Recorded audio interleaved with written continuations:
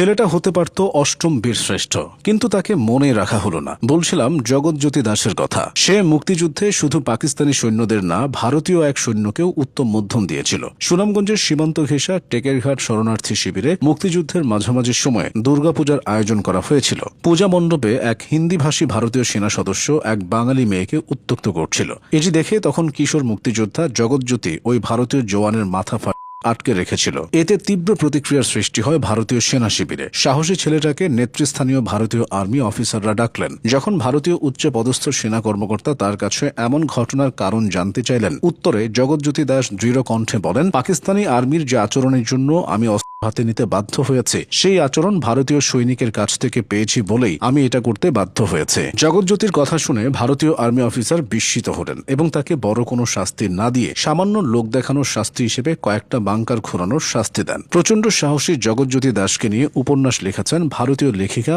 অঞ্জলি লাহিড়ী। বলা হয়ে থাকে, মুক্তিযুদ্ধে প্রাণ হারানো 22 বছর বয়সী এই বীরকে বীরশ্রেষ্ঠ সম্মাননা দেওয়ার কথা ছিল, কিন্তু তা হয়নি। তাতে কি হয়েছে? অন্যতম শ্রেষ্ঠ মুক্তিযোদ্ধা হিসেবে হবিগঞ্জের এই সন্তানকে সম্মানের চোখে দেখে অনেকে। 1949 সালের এপ্রিলে হবিগঞ্জ জেলার আজমিরিগঞ্জ উপজেলার জলসুখা গ্রামে জন্মগ্রহণ করেন তিনি। 1968 সালে ম্যাট্রিক পাশ করার পর সুনামগঞ্জ সরকারি কলেজে ভর্তি হয়ে ছাত্র ইউনিয়নে যোগ দেন। 1969 সালে ভারতের গৌহাটির নওপং কলেজে ভর্তি হন। 1971 সালে পাকিস্তান সেনাবাহিনীর বিরুদ্ধে রুখে দাঁড়ানোর সিদ্ধান্ত নেন জগৎজ্যোতি দাস। যোগ দেন ভারতের মেঘালয় রাজ্যের ইকো এক ট্রেনিং ক্যাম্পে। টেকেরঘাট সাব সেক্টরের দায়িত্বপ্রাপ্ত সুরঞ্জিত সেনগুপ্তের অধীনে প্রথম দিকে জগৎজ্যোতি বিভিন্ন অভিযানে অংশগ্রহণ করেন। পরে তার নেতৃত্বে গঠিত হয় গেরিলা দল, যার নাম দেওয়া হয় দাস পার্টি। জগৎজ্যোতি ইংরেজি, হিন্দি, গৌহাটির আঞ্চলিক ভাষায় পারদর্শী হওয়ার সুবাদে ভারতীয় মিত্র বাহিনীর সঙ্গে তার যোগাযোগ সহজ হয়। দাস পার্টির উল্লেখযোগ্য একটি অপারেশন ছিল পাক বাহিনীর বার্জ অভিযান। 1971 16 অক্টোবর পাক বাহিনীর সেই বার্জটিতে অভিযান চালিয়ে পানিতে ডুবিয়ে দেয় জগৎজ্যোতির দাস পার্টি। পরবর্তীতে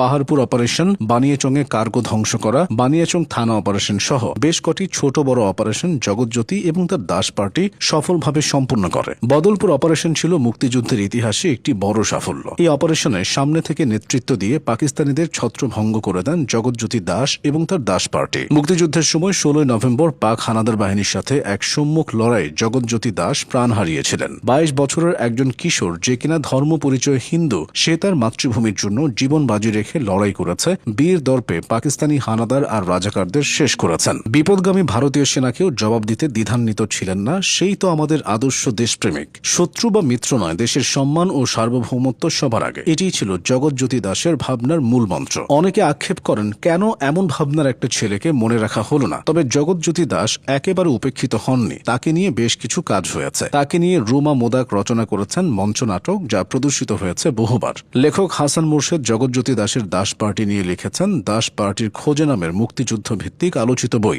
জগৎজ্যোতি দাস দেখিয়ে গেছেন, বয়স নয়, সাহসী বড়।